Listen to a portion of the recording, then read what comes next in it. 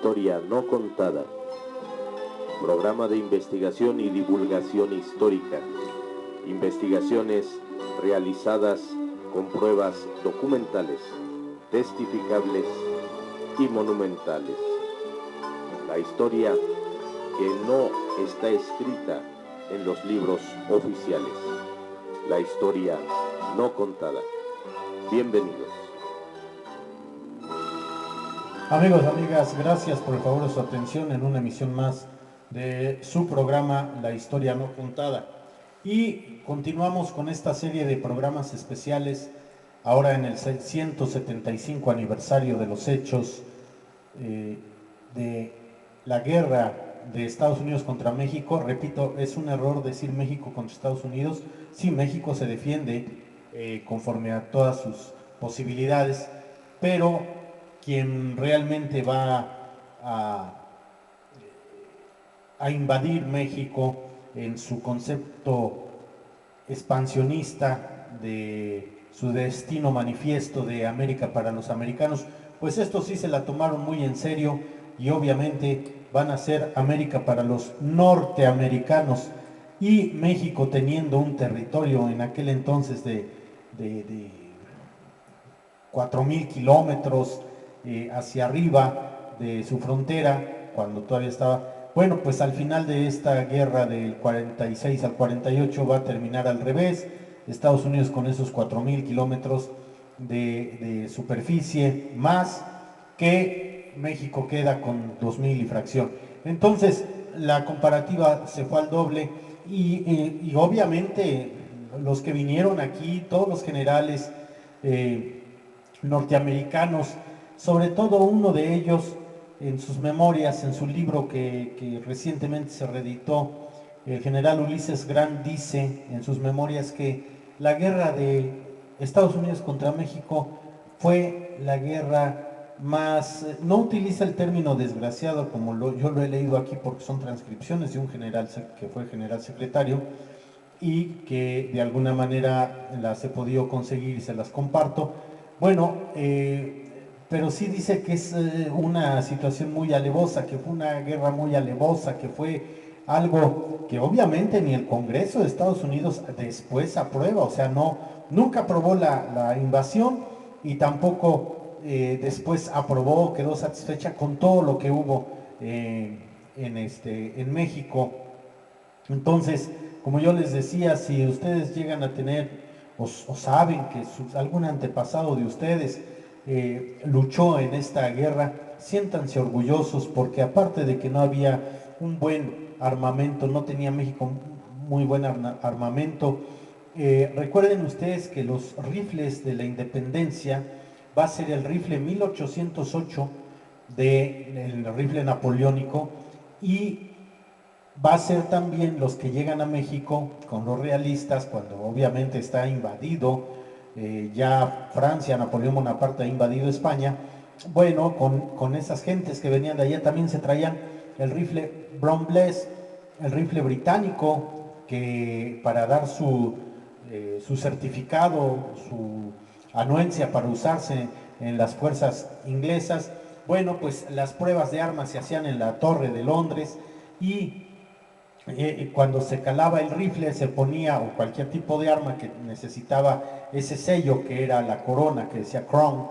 Y bueno, de alguna manera la manera o la forma de probar estos rifles era de la capacidad original llenarla al doble, ¿sí? Si vamos a decirlo así, usaba onza y media o una onza de pólvora, bueno, se le iba a recargar al doble y se detonaba. Si no reventaba, si no estallaba esa arma, tenía la aprobación de las autoridades de la Torre de Londres para ser utilizada en sus milicias, para también venderse. Y bueno, si estamos hablando que el napoleónico, que era un rifle un poquito más pequeño, yo los tuve, ahorita ya están en un museo privado. Creo que ya yo el único que los tenía en México, las réplicas que se hicieron en España. Hay una casa especial en España que hace réplicas históricas de armas. Bueno, esos rifles estuvieron exhibidos cuando mi colección estuvo en museo de la batalla del Monte de las Cruces, que se llevó a cabo el 30 de octubre de 1810. La única victoria del ejército insurgente, hasta hice un pequeño librillo de ello, y bueno, pues esos eran los rifles que tenían aquí, más los que por contrabando, por alguna forma, o llegaban de Estados Unidos o llegaban porque también hubo armeros, no México, sí, México en su centro, en todo su desarrollo, muchas veces olvidamos hablar de lo que era Centroamérica y Latinoamérica. También tenían sus cosas, simplemente el general Porfirio Díaz en su juventud, muy temprana su juventud, digo no de niño, pero sí ya de jovencillo, pues él se dedicó a la armería y él, por ejemplo, arreglaba los rifles, sabía la mecánica de las armas. También fue armero Vicente Guerrero y muchos. ¿Por qué? Porque la necesidad a lo mejor de que no había quien las arreglara, las tienes que arreglar tú. No era tan complejo como hoy, aunque sí tenía su ciencia. La armería siempre ha tenido su ciencia. Y aparte de ello, bueno, pues entonces llegaban los rifles. Estados Unidos estaba estrenando un rifle más o menos por ahí de 1844, que era ya de chispa, ya era de cápsula, y México todavía seguía el pedernal. Entonces, ese rifle Brown Bless, que le llamaban el pata de vaca por la culata tan ancha y era mucho más grande, un rifle napoleónico andaría sobre los 1,80 más o menos, eran rifles muy largos, muy grandes, no tenían rayado, usaban bayoneta de cubo, y el Bromless era más o menos de 1724, era más viejo que el napoleónico, pero ese sí medía casi 1,98 de piso alto, rebasaba al soldado. A la larga se volvían rifles muy pesados. Entonces, pues todavía en algún momento en un programa les voy a enseñar las balas que se utilizaron en el 47. No me pregunten de dónde las saqué, pero las tengo. Y de buen origen. Y bueno, eran balas de plomo, de fierro o de piedra. Entonces, pues sí, estábamos simplemente, aquí las pistolas eran de chispa todavía también, cuando ya por ahí Estados Unidos traía un revólver ya también encapsulado, ya no era de chispa, ya traía su cápsula fulminante y de 6 recámaras y con bastante potencia, aunque su proyectil todavía era redondo, era una canica, vamos a decirlo así, como la de los fusiles. Bueno, pues en este caso, bueno, y hay un detalle muy interesante. Si como nosotros, nuestros antepasados, porque no estuve ahí, me hubiera gustado, pero bueno, nuestros antepasados utilizaron esos rifles, ya una vez que es presidente de la República el general Guadalupe Victoria, por ahí de 1824, ¿no? 25, ya había muerto Iturbide, ya lo habían matado Iturbide, que lo matan con este tipo de fusiles que les platico. Con los conectes, siendo masón, con los conectes que tenían con Inglaterra, con Europa, le van a ofrecer un cargamento, más que todo Inglaterra le va a ofrecer este tipo de fusiles, el Bromless, y también algunos franceses. Entonces, hacia 1825, el general Guadalupe Victoria compra, pero estos rifles que ya les habían dado su manita de gato, va a ser ya el desecho, el despojo de la batalla de Waterloo. Entonces, donde pierde Napoleón, ya eran rifles que de alguna manera tenían, para 1847 ya tenían muchísimos más años, más de 20 años yo creo que sobre 50 años de haber estado en activo. Entonces, no eran rifles de vanguardia, eran rifles ya de reaprovechamiento, vamos a decirlo así.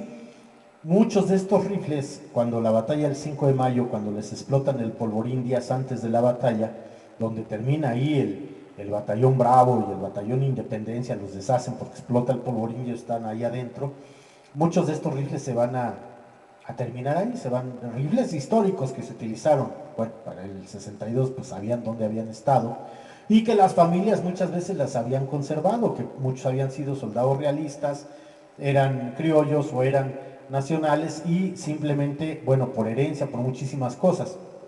Cuando se hizo, por ejemplo, la excavación para ahora este tren que todavía no terminan y que va a venir de Toluca a la Ciudad de México por la Marquesa, ahí junto al Museo de la Batalla del Monte de las Cruces, en este lugar que se llama Entre Valles, que es donde están los dos campos de pesca, pues todavía en las excavaciones se hallaron muchísimas balas, y balas redondas, balas, porque fue una matazón ahí, fue terrible la carnicería que existió en la Batalla del Monte de las Cruces. Hay que leer, hay que... Y ahora, esto que yo les estoy platicando, que les estoy comentando en la historia no contada, precisamente recuerden que este programa está basado y fundamentado en documentos, no en tradición oral, no en pláticas, no es que oí, que me dijeron, o me lo fusilé de otro programa. No, no, no, no.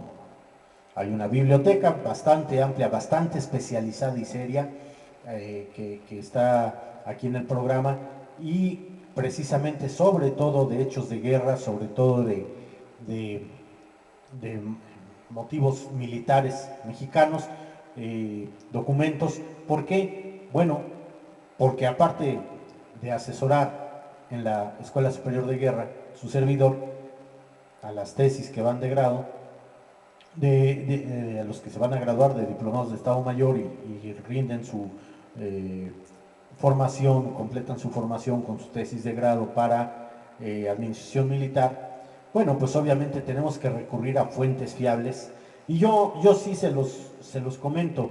Cualquier tesis de cualquier grado, sea desde licenciatura, maestría y doctorado, siempre y cuando, digo, los que estén para doctorarse, sean doctorantes, maestrantes y los que van a licencia, bueno, aspirantes a licencia, simplemente ahí les va un consejo, que no lo dan en las universidades ni los asesores de tesis, pero yo se los doy. Toda temática de tesis de grado debe de ir fundamentada con la historia. Cuando tú fundamentas bien tu tesis y pones la historia, o lo que realmente sucedió, o lo que existe históricamente sustentado y fundamentado, es muy difícil que te la echen para atrás. A no ser de que realmente haya errores palpables, terribles, entonces ni hablar, ni le movemos. Pero cuando está bien fundamentada, no hay forma, porque entonces estarían negando la historia. Pero en fin, en este programa, amigos, amigas, pues tenemos en esta continuidad las banderas históricas que concurrieron a acciones aisladas durante la invasión norteamericana de 1846 a 1848. Tengo de principio dos banderas, que una sí fue capturada y le doy lectura sin más preámbulo a su historia. Dice: bandera capturada en Mazatlán, Sinaloa, el 11 de noviembre de 1847. A principios de octubre de 1847, el comodoro W.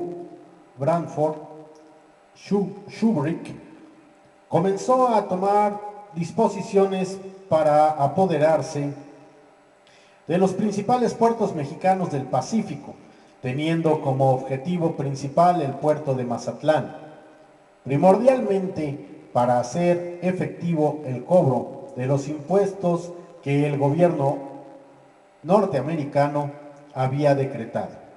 La flota, pues claro, intervenido el país, van a imponer sus reglas, sus leyes, ¿no?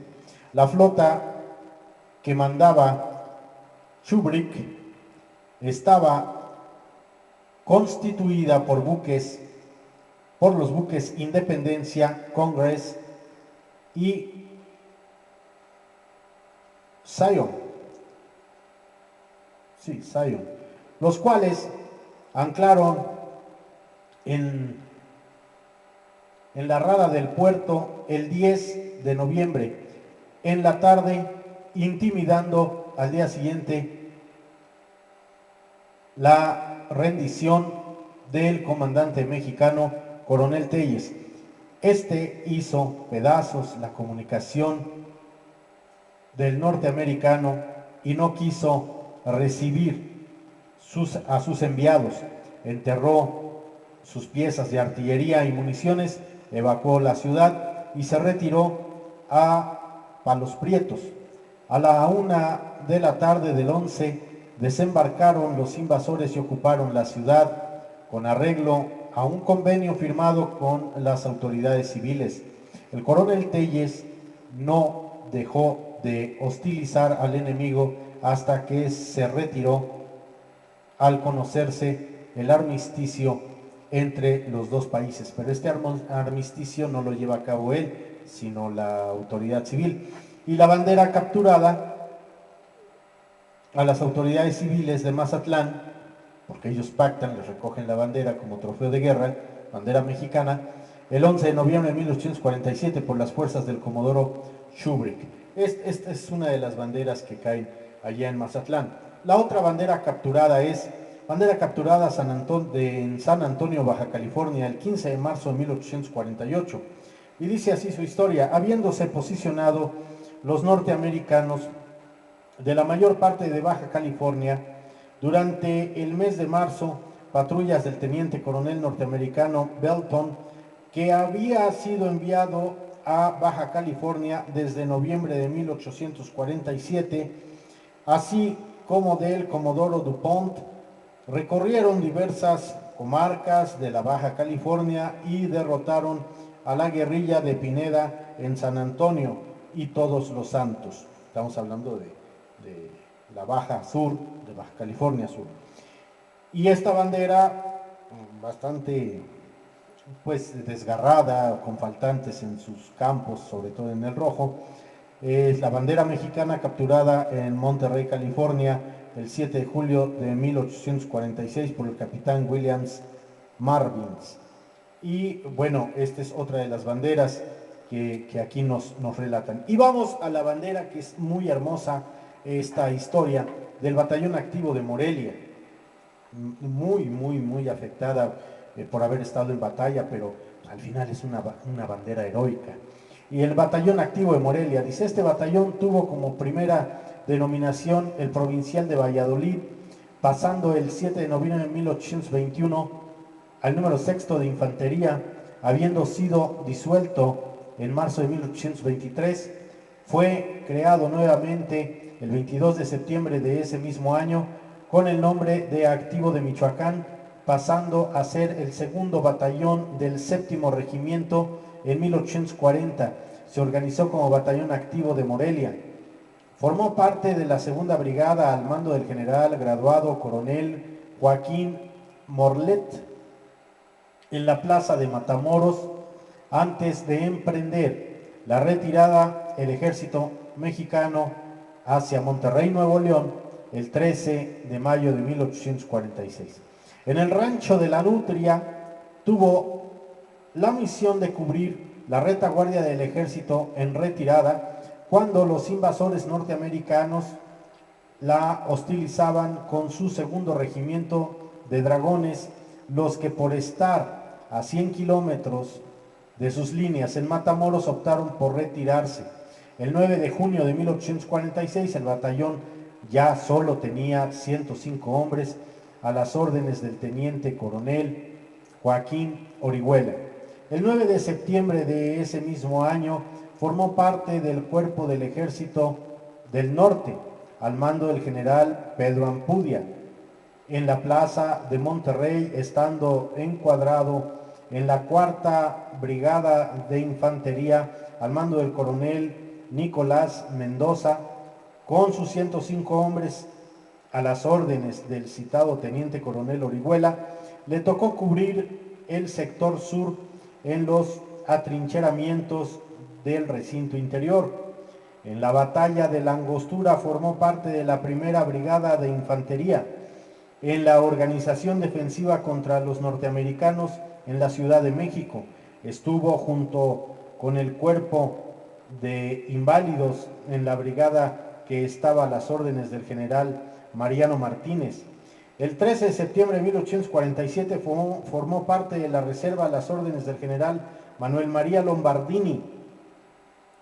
Al tomar los enemigos el castillo de Chapultepec, la reserva se retiró por la calzada de Belén y el batallón activo de Morelia fue situado en el puente de Insurgentes, actual glorieta de Insurgentes. Bueno, pues antes había un puente grande ahí, se llamaba el puente de Insurgentes, al que defendió valerosamente, retirándose después hacia la garita de Belén. El batallón, bajo las órdenes directas del general presidente Antonio López de Santana, atacó la ciudadela intentando desalojar al invasor. Este batallón activo de Morelia concurrió en las acciones de la Angostura. Fíjense qué heroica bandera y batallón. Entonces estuvo el activo de Morelia en las acciones de guerra de la Angostura, Chapultepec y defensa del Valle de México durante la intervención norteamericana de 1846 a 1848. Dejó de existir el 20 de diciembre de 1847, pasando a formar el 18 Batallón.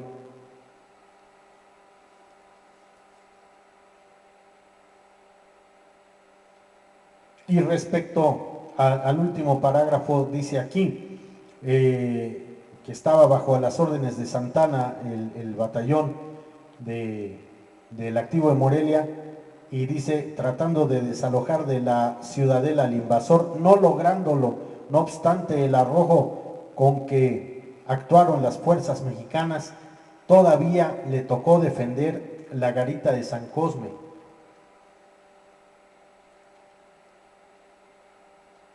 Después de haber concurrido a esta acción, en diciembre de 1847 pasó a formar parte del 18 o 18º Batallón. Pues muy interesante lo que es esta bandera del activo de Morelia, que si mal no recuerdo, hace ya algunos años se restauró en la Escuela Nacional de Restauración Manuel Castillo Negrete, en el ENCRIM, si es que la mente no me falla, porque ahí hubo un seminario muy memorable que tuve el honor de clausurar con la conferencia Banderas Condecoradas, y precisamente ahí en el ENCRIM, en la Escuela Nacional de Restauración Manuel Castillo Negrete, que es del INA, del Instituto Nacional de Antropología e Historia, pues hasta donde sé no ha vuelto a haber un seminario así de restauración de banderas.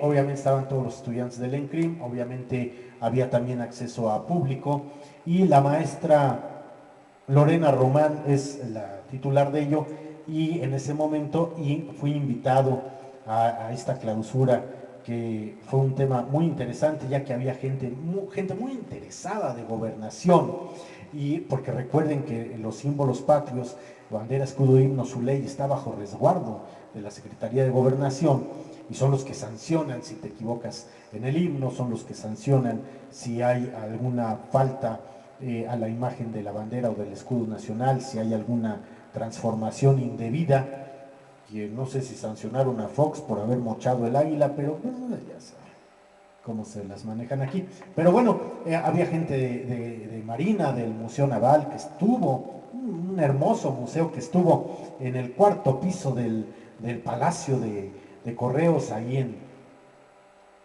Tacuba, y pues da de los dos lados. Un lado es por 5 de mayo, es el Banco de México, colinda al centro con el Palacio Correos, es eje central, enfrente de Bellas Artes y esquina Tacuba. Bueno, pues ahí en el 4º piso, donde está el reloj de la fachada ochavada, o sea, está mocha la fachada, no termina en punta, o está en una esquina, mejor dicho, la de Correos, la principal, un edificio hermosísimo del Porfiriato, que recuerda, asemeja mucho el mercado de Venecia.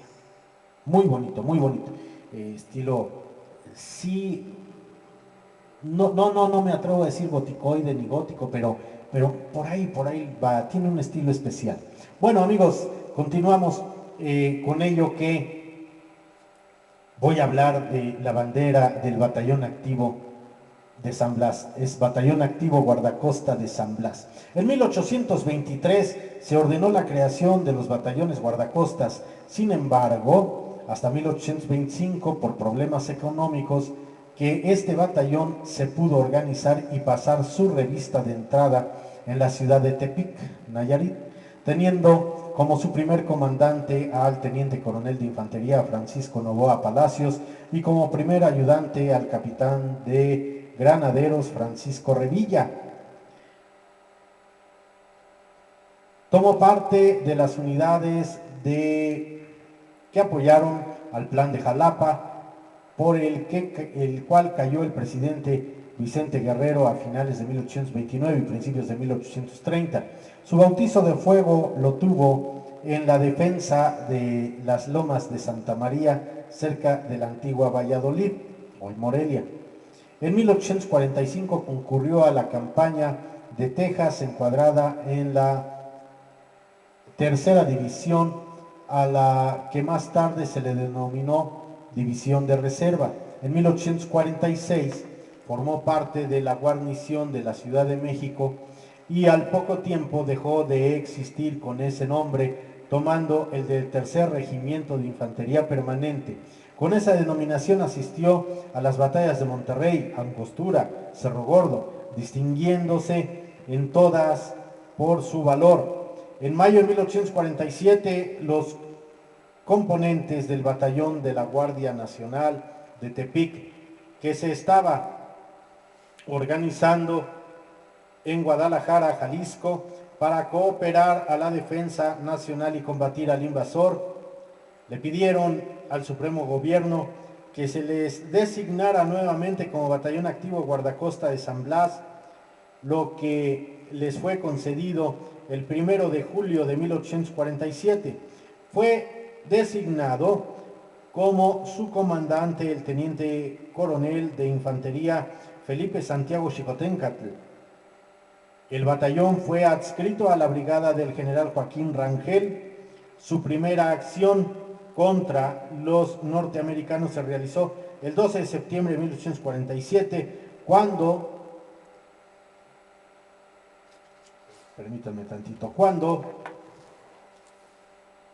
su compañía de cazadores les impidió con arrojo que el enemigo se estableciera una batería en el rancho de la Condesa. Recuerden que el cuartel general de Scott estaba en Tacubaya. El 13 de septiembre, habiendo solicitado al general Nicolás Bravo, que era el comandante del punto Chapultepec, que se le mandaran refuerzos, el general Santa Anna le mandó 3 compañías del batallón. Estos no pudieron llegar a la cima del cerro porque fueron detenidos por el invasor, que con mayoría de efectivos al mando del general Pillow trabaron una lucha feroz en las faldas orientales del cerro de Chapultepec. El batallón, con su comandante a la cabeza, puso en aprietos al enemigo, teniendo que pedir refuerzos a su mando para poder doblegar la resistencia heroica del batallón. En la acción cayó el teniente coronel Xicoténcatl, quien con 14 impactos de bala en su cuerpo fue llevado a la iglesia de San Miguel Chapultepec, donde murió. Sí, y esta bandera de la que estoy hablando cae, por eso a esa persona también que tiene su programa de historia que dijo que murió a bayonetazos, no. Xicoténcatl, después del 13 de septiembre, queda moribundo, desangrándose por los 14 impactos de bala norteamericanos, y cuando en la madrugada entra en hipotermia, la bandera, la Activo de San Blas, la que está exhibida en el castillo de Chapultepec y que es su símbolo, bueno, lo cubre. Para taparlo, pues no había nada, estaban ahí y además había llovido, estaba terrible la trinchera. Sí lo bajan a la iglesia de San Miguel Chapultepec, donde después van a ser incinerados ahí en esa parte, que hoy en día es parte de la delegación Miguel Hidalgo, y está a unos pasos prácticamente de Tacubaya, hacia atrás, vamos a decirlo así, hacia el poniente, ahí van a quemar los gringos los restos de los soldados mexicanos. Y en cambio los gringos, y eso viene también en mi libro, van a pedirle al gobierno o van a gestionar que el antiguo panteón inglés, junto a él, los terrenos que quedan, que hoy es circuito interior a la salida de San Cosme, van a hacer su cementerio nacional americano. Y entonces ahí en una fosa común hay más, yo hice la investigación, no recuerdo si sobre 500 restos de los soldados norteamericanos que combatieron en el 47, bueno, el 46 al 48.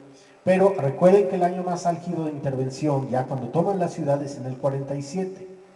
Y los restos, pues no, de todos los que... Por eso, de los restos de los mexicanos, soldados mexicanos, pues ahí los empiran y les prenden fuego a que se consuman para evitar una peste, para evitar una pandemia, vamos a decirlo así, en contra o que afectara a la ciudad y a ellos mismos, obviamente, pero tienen el cuidado de recoger a sus muertos los gringos, algo muy loable que pues en México no, en ese momento los mandos mexicanos, ya Santana había huido, pues no tienen la iniciativa de hacerlo. Ahora, de lo que hablan del general Rangel, ya hay un programa de partes de guerra donde Rangel, que era santanista, declara porque Santana rinde su informe y lo publica en un periódico de época, hablando de la falta de valentía, y como dijera Hugo Sánchez de amígdalas, del general Bravo. Ya el general Bravo estaba retirado, ya el general Bravo ya era grande, ya se menciona que tenía ya el cabello completamente blanco, y lo toman prisionero junto con Mariano Monterde, que era el director del colegio militar, y efectivamente lo meten ahí a una trinchera llena de agua, les digo que había llovido, y Santana le dice que a lo lejos lo había visto humillado y fracasado, pobre viejo, ¿no? Prácticamente, ahí está mi programa, lo pueden buscar aquí en el canal de La Historia No Contada, y donde precisamente en esa difamación el general Bravo solicita se le haga un juicio. Y hasta un general norteamericano también llega a declarar. Y en todos, Rangel, Monterde, Bravo, hablan del alto honor, de la dignidad. El general o el oficial norteamericano que también declara en este consejo de guerra, también habla del alto honor y de la dignidad de los generales mexicanos. Entonces, Rangel es de esa parte, de donde queda bajo el mando del activo de San Blas. Además, Xicoténcatl le había pedido refuerzos antes de, prácticamente desde el 12 de septiembre del 47, él traía 400 gentes. Y Santana lo provee, como dice aquí, con 3 batallones eran 600 gentes. Entonces, 6 y 4, 1000 gentes. Antes de que finalice el 12, porque el 12 de septiembre del 47 todo el día están cañoneando desde Tacubaya, no es de San Ángel, como alguien también dijo. Errores, anacronismos históricos, y si dicen ser historiadores y escriben libros, pero en fin, que la historia los juzgue, pero que no confundan a las pobres gentes que tienen la dicha o la desdicha de ver su programa, pues porque no han visto otros, ¿no? Pero en fin, y entonces en la noche del 12 le retira a esas 600 personas y se los lleva a la garita de Belén, que porque por ahí van a entrar los gringos. Obviamente Xicoténcatl se inconforma, le dice hasta de lo que se va a morir, y obviamente Rangel pues le dice, pues ¿qué quieres? Pues es su Alteza Serenísima. Muchas omisiones, muchas traiciones, ¿eh? Pero bueno, entonces dice aquí, dice, cayó el teniente coronel Xicoténcatl, quien con 14 impactos de bala en su cuerpo fue llevado a la iglesia de San Miguel Chapultepec, en donde murió. Sí, ahí muere. Y la bandera del activo de San Blas lo protege, lo cubre. De esos 400 hombres del activo de San Blas, que ahí venía Juan Escutia, quedan 20 y mal heridos. Entre los oficiales muertos del batallón debemos recordar al subteniente Policarpo Aguilar, que tenía apenas 14 meses de haber egresado del colegio militar. La compañía de cazadores del batallón también participó en la batalla, llegando a perder la mitad de sus efectivos. De acuerdo con las órdenes superiores, se concentró en Querétaro y el 1 de diciembre los pocos efectivos que quedaban se reunieron con los del también heroico batallón de Lagos para formar el 15º batallón. Al recuperar Santana por última vez la presidencia y con objeto de rendirle un homenaje a la unidad, se ordenó que, con fecha del 14 de noviembre de 1853, el batallón, que desde mayo se había organizado con el nombre de Tepic, tomara el nombre de San Blas.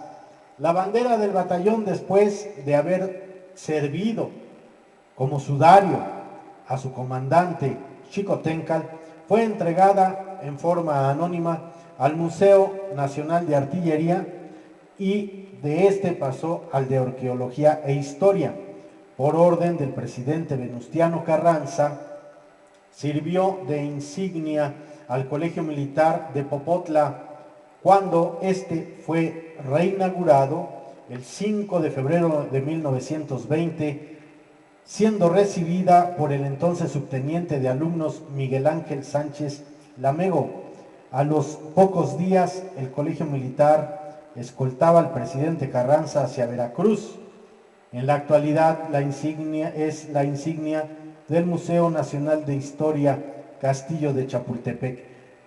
Una bandera heroica. Está la última condecoración que le puso, que fue la cruz heroica, el valor, me parece, en primer grado, fue el expresidente Ernesto Zedillo. El doctor Zedillo le pone esa condecoración. Ya antes tiene 3 condecoraciones. La que tiene 5 condecoraciones, y me falló en el programa pasado, es la del Escuadrón 201. Por lo regular todas tienen al valor condecoraciones que también, banderas condecoradas que también están, no nada más en Chapultepec, están exhibidas en Churubusco, en el Museo Nacional de Intervenciones, donde fue la batalla. Ahí hay, si mal no recuerdo, 2 o 3. Está la de Libres de Toluca, que tiene una condecoración. Esa condecoración ya cayó en desuso, fue sustituida por la Cruz Heroica, que es en esmalte azul, que es la que le pone Zedillo en el 97, ahí en el Castillo de Chapultepec, y es cuando se modifica el reglamento, la ordenanza, de que ya no va a haber guardia permanente. Pero es impresionante ver, y cuando conoces la historia de la bandera, el verla, estar ahí en el nicho. Yo he pasado horas ahí parado viéndola, y más cuando estaba yo en el castillo de manera permanente, y sabiendo la historia, nada más pensando, ¿no? O sea, si esa bandera hablara, y repito, se le debe a una bandera militar y más una bandera heroica, el darle su lugar, y más si ha sido condecorada, su lugar como si fuera un expediente. O sea, se le debe hacer un expediente como si hubiera sido un soldado, y más si no cayó en manos del enemigo. Eso demerita mucho si una bandera cae en manos del enemigo. La del activo de San Blas no, porque la bajan junto con el cuerpo de Xicoténcatl a Chapultepec, a San Miguel Chapultepec. Otra de las cosas que les decía yo el programa pasado, que no llegué al punto porque pues me meten hebra y me sacan hilo hablando de historia, y sobre todo las banderas. Recuerden ustedes que la ciencia que estudia las banderas se llama vexilología, y es hermosa, hermosa esta ciencia, igual que la falerística, que la numismática, en fin.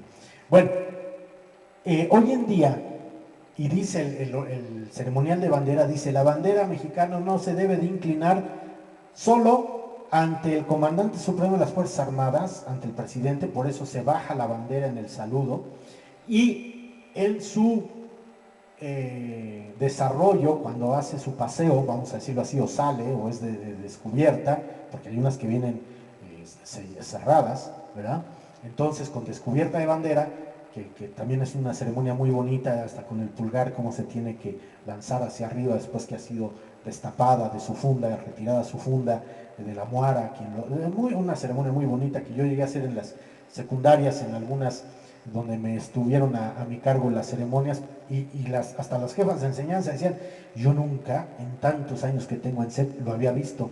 Pues no, porque hay que estudiar, hay que meterse, hay que saber qué se debe hacer y qué no se debe de hacer. Y mucho tiempo instruí a las escoltas para este tipo de ceremonias, como les digo, cuando terminan también su ciclo escolar, como los muchachos que estuvieron de centinelas, de comandante, de abanderado, de esa bandera escolar, se despiden, ya que por un año ellos la portaron.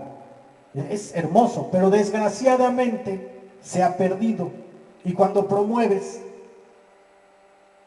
que esto se siga, que se conozca, creo que hay más cosas que apremian o más importantes que darle lugar a la ceremonia cívica, que esperemos que este ciclo escolar que viene, pues ahora sí se realicen, ya no hay pandemia, ya quitaron el cubrebocas de cierto número en las escuelas, ya quitaron los tapetes sanitizantes, ya quitaron muchas cosas para volver a una normalidad mínima.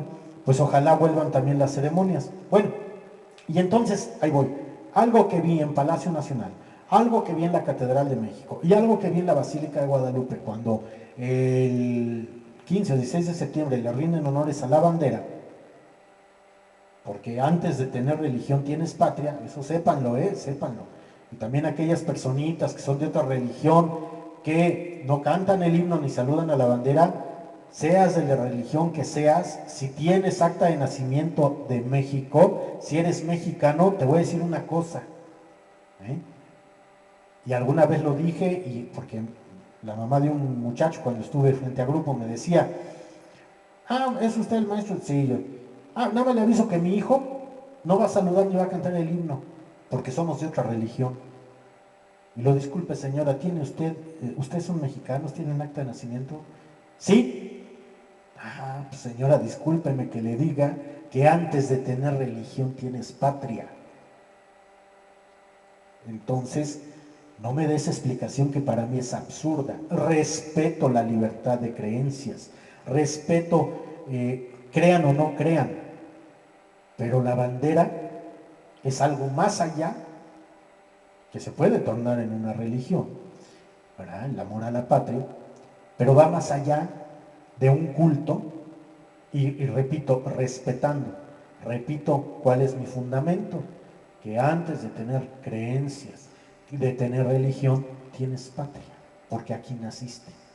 No es que nació en Japón y, pues son muy respetuosos, no cantan el himno, pero por lo regular saludan. Cuando uno se forma en otro país, tiene la obligación de que si se toca el himno y sale la bandera del otro país, tengas el respeto a esa bandera del país donde estás en ese momento. En el ceremonial militar, cuando se rinden honores de Estado, que hay un visitante, algún presidente de otro país en México, obviamente se rinden los honores primero al país sede, que es el himno nacional mexicano, y posteriormente se rinden los honores del país visitante. Y están presentes las escoltas de bandera, con ambas banderas. Pues los militares, saben ustedes que en la ceremonia pues, se tiene que saludar, también saludan y permanecen en saludo cuando se entona por la banda de guerra, o se canta también, si hay coro, el himno del país extranjero. Por respeto, porque no quieren que hagan lo mismo con tu bandera si tú vas a otro país. Y a donde fueres, haz lo que vieres, porque no estás en tu patria. Entonces, a lo que voy, ahora sí, porque siempre me divago un poquito, no divagar en que digo tonterías, a lo mejor para algunos sí, pero me vale que me lo sostengan que son tonterías. Bueno, han dado últimamente en que cuando hay ceremonia de bandera, marcan el flanco, el alto, y dice, atención escolta, alto con desvanecimiento, ya. Y en el momento en que paran la escolta, en ese momento que se paran totalmente, quedan estáticos, bajan la bandera, se inclina. Ese es el famoso desvanecimiento. Yo alguna vez en una ceremonia lo vi, le pregunté al comandante de la escolta que hizo eso y al abanderado, le digo, ¿quién te dijo que inclinaras la bandera? Mi maestro de educación física. Pues dile que se ponga a estudiar porque el señor no sabe. El ordinario militar, ahí les va, dice: la bandera mexicana o nacional mexicana se inclina ante el comandante supremo de las Fuerzas Armadas en el saludo y se inclinará ante una bandera histórica condecorada, y si no condecorada, sea bandera histórica en su trayecto y pase en desfile o frente a ella. Esa bandera condecorada es como si tenemos una bandera normal y pasa la del activo de San Blas en desfile. La bandera debe de inclinarse ante la del activo de San Blas o ante la del 201 o ante la del Mina o ante los libres de Toluca, porque es una bandera histórica y más si está condecorada. Solamente, y eso lo dice el ordinario de bandera, el ceremonial de bandera. Entonces la respuesta que me daba esta jovencita abanderada de aquella secundaria, le digo, ¿por qué? No, pues me lo dijo el de educación física, para variar. Y le digo, ¿y con qué motivo justifícame eso de que te dijo que la bajaras? ¿No le preguntaste? Pues sí le pregunté, ¿qué te dijo? Que la bandera se inclinaba así muy light, para que recibiera los honores. No inventen. Y el problema está aquí en que los mandos, inspectores, supervisores, que no sirven para nada, más que para dar lata, y los directivos, que obviamente para conservar el hueso no van a decir ni van a entrar en contradicciones con sus mandos, lo dejan pasar por alto. Pero hasta donde yo sé y he estudiado, que ha sido más de la mitad de mi vida, la cuestión del ceremonial de bandera no indica desvanezcase la bandera, inclínese la bandera. Ya les dije, a lo mejor estoy mal y no me enteré, pero avísenme, pero no creo. La bandera se inclina ante el presidente en un saludo y se inclina ante una bandera histórica, y más si es condecorada. Es la única forma en que una bandera se debe de inclinar. Ni al general secretario, ni al general subsecretario, también almirante y vicealmirante, o almirante subsecretario, ni al oficial mayor de las dos secretarías de Marina y Guerra se puede inclinar la bandera. Se le rinden honores por el grado jerárquico, pero que la bandera se incline ante ellos, no. Entonces, es terrible. Cierro con el guión del Escuadrón Activo de Jalapa, que también intervino.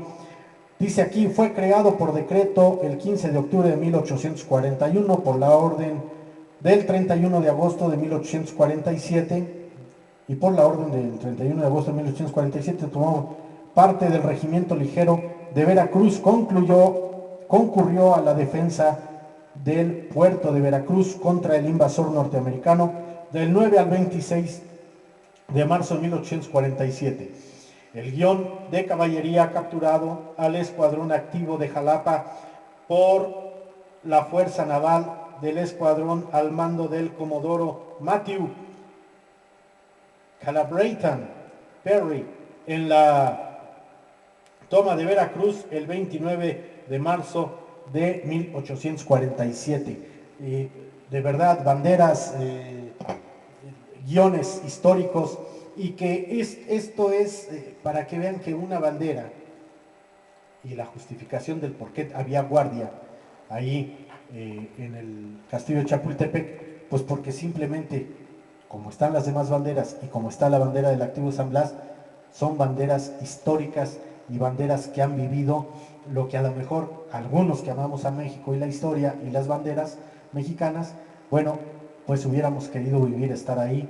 Y por eso, como no estuvimos y estamos hoy acá, tenemos que respetar y perpetuar la memoria de esas banderas y de esos hechos históricos, que obviamente se perdieron muchas vidas mexicanas. También del invasor, pero pues ¿para qué vienen si no los llaman? Ellos vinieron solos. Amigos, por el favor de su atención, su amigo Ricardo Trillani se despide agradeciéndole su tiempo, su aguante y su paciencia para este programa. Continuamos. posteriormente con ya las batallas y los movimientos y quienes intervinieron en la guerra del 47. Gracias, nos vemos, hasta la próxima.